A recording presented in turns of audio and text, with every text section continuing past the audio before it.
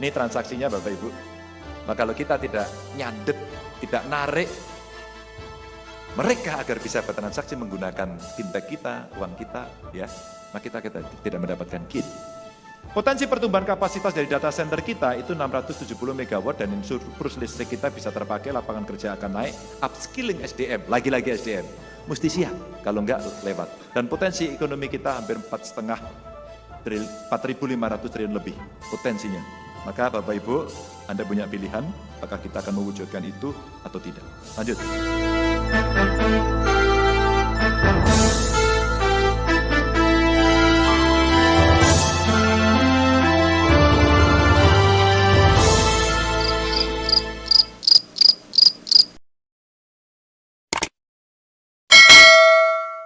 Saya akan menjelaskan beberapa. Kalau kita bicara apa yang hari ini bisa saya tunjukkan, menuju Indonesia unggul. Jadi keunggulan yang kita miliki bisa kita potret dari potensi yang ada. Ini sebenarnya adalah visi misi besar. Ekonomi kita berdikari Bapak Ibu, maka tadi betul SDM kita mesti siap. Ya. Pemerataan pembangunan ekonomi Bapak Ibu, ini mesti mendorong bahwa gap-nya makin kecil. Ya. Kalau kita bicara lingkungan hidup berkelanjutan, ekonomi hijau, ekonomi biru, karena anak cucu kita membutuhkan lingkungan yang baik. Ya. Yang tinggal di Jakarta dan sekitarnya angkat tangan. Oke, kemarin sempat rame karena kok polusinya tinggi. ISPA, sakit batuk-batuk kok banyak.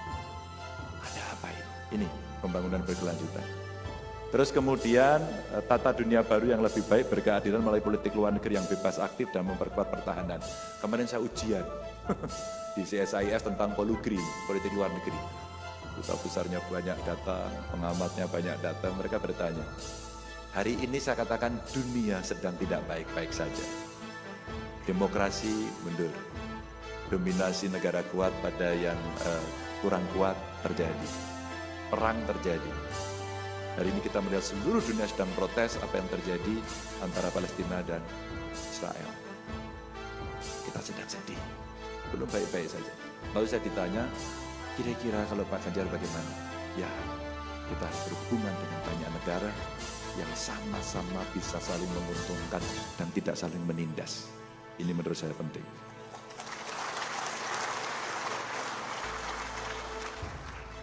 Dari tadi kok tepuk tangan terus.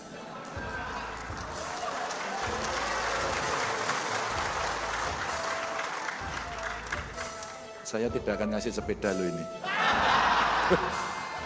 Kaget aku. Ini ciri-ciri guyune wong Wonogiri Mas Katno.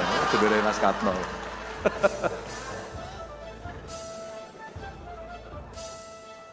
Sama Pak Kris. Pembangunan sistem digital nasional. Ya. Mau tidak mau betul beliau sampaikan tadi, kita nggak bisa lari dari situ. It's a must. Maka semua mesti menyiapkan diri. Tapi dunia juga hari ini lagi kebingungan menghadapi apa yang disebut sebagai AI, Artificial Intelligence. Tiba-tiba suara kita bisa sama, tiba-tiba wajah kita bisa sama, tiba-tiba seolah-olah itu kita. Padahal itu artificial. Dan dunia hari ini menghadapi situasi itu. Kemudian ada pembangunan manusia Indonesia yang unggul pas SDM karena kita mendapatkan bonus demografi. Bapak Ibu,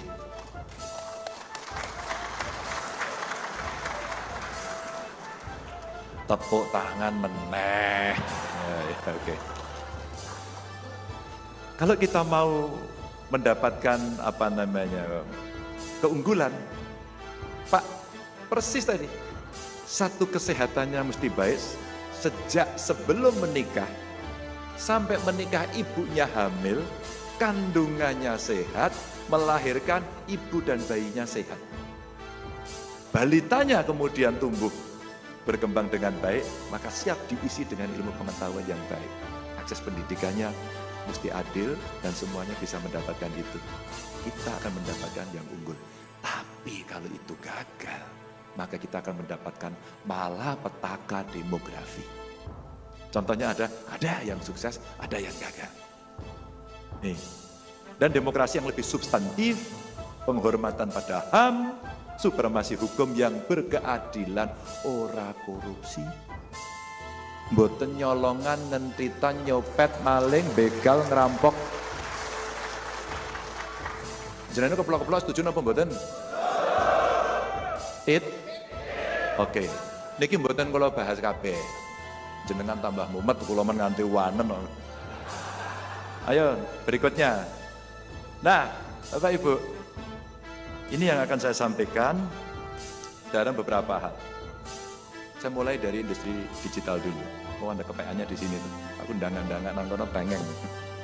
Jadi rata-rata screen time Indonesia, ngerti orang mas screen time? Apa? Siap lho, ora ngerti lho sampai ini keplok tok sing banter lho. Jadi rata-rata orang akses itu ternyata Bapak Ibu kita itu 5,7 jam. Kalau Thailand saya bandingkan aja 4,7 jam. Jadi kita itu ternyata sering pegang handphone. Gitu. Delon pada. Ya, biasanya tangi terus yang digoleki. Pinter, terima kasih atas pengakuannya.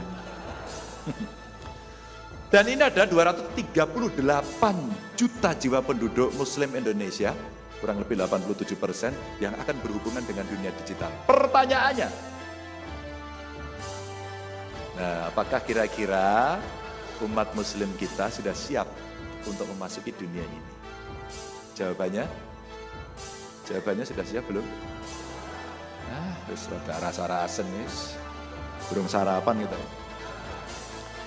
Dan kita harus menjadi produsen bukan konsumen karena pasar yang besar sekali itu bisa kita dorong untuk kita optimalkan dan kita menjadi tuan rumah. Itu artinya SDM-nya yang baik. Transaksi digital kita Bapak Ibu itu gede banget. 476,3 triliun. Ngeri ya. Dan aplikasi yang kita miliki itu bukan punya kita, Rasano. Gitu. Market Indonesia sebagai market diserbu habis-habisan. Yuk kita dicolek, diingetin, ayo kita bangkit. Dan kalau kita lihat, maka dari transaksi digital yang besar itu mesti taat pada regulasi yang fair. Transaksinya ini mesti kita dorong di dalam negeri dan menggunakan rupiah, maka kita akan dapat untung. SDM digitalnya mesti naik kelas. Maka tadi betul, kita mesti terbiasa dengan industri digital dan penggunaannya. Beberapa waktu lalu saya mendapatkan penjelasan yang sangat bagus sekali pada industri pariwisata kita. Orang piknik ke Bali, ternyata ada wisatawan dari Tiongkok. Dia pesan tiketnya di mana? Di Tiongkok. Pembayarannya pakai apa? Pakai mata uang Tiongkok. Aplikasinya apa? Pakai aplikasi yang ada Tiongkok. Pergilah dia ke Bali pakai pesawat Tiongkok. Kemudian menginap di hotel-hotelnya banyak, macam-macam tentu punya kita. Tapi pembayarannya pakai fintech, financial teknologinya Tiongkok.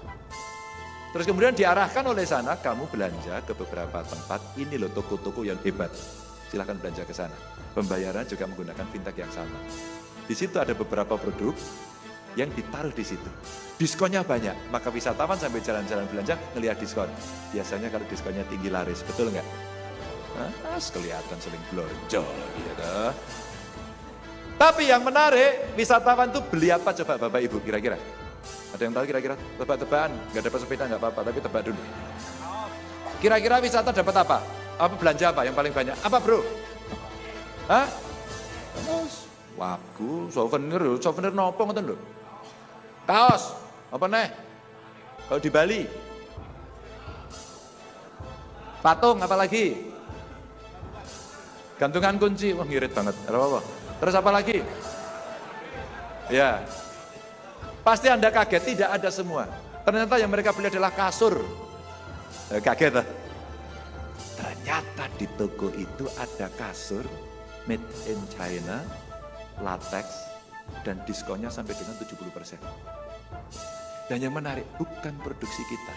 Jadi mereka pesen barang diskonnya dari kita, membayarnya pakai fintech sana, dan itu nganternya tidak dari Bali, dari sana ke sana. Tempat belanjanya saya di Bali. Paham kan sekarang? Bagaimana dunia yang maju ini akan seperti itu. Ini transaksinya Bapak Ibu. Maka kalau kita tidak nyandet, tidak narik mereka agar bisa bertransaksi menggunakan fintech kita, uang kita, ya, maka kita tidak mendapatkan KIN. Potensi pertumbuhan kapasitas dari data center kita itu 670 MW dan surplus listrik kita bisa terpakai, lapangan kerja akan naik, upskilling SDM, lagi-lagi SDM. Mesti siap, kalau enggak lewat. Dan potensi ekonomi kita hampir 4,5 triliun lebih potensinya. Maka Bapak Ibu, Anda punya pilihan, apakah kita akan mewujudkan itu atau tidak. Lanjut.